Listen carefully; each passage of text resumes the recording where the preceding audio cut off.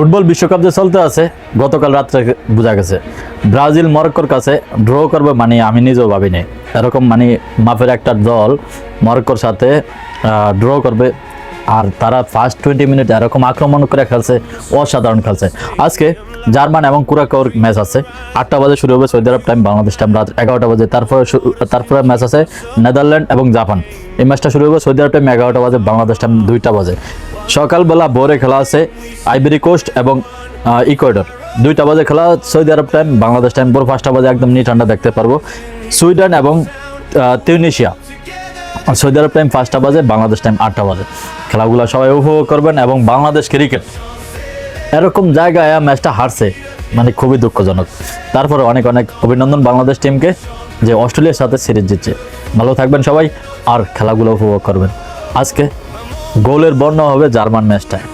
দেখা হবে ইনশাল্লাহ অন্য কোনো ভিডিও নিয়ে। আসসালামু আলাইকুম।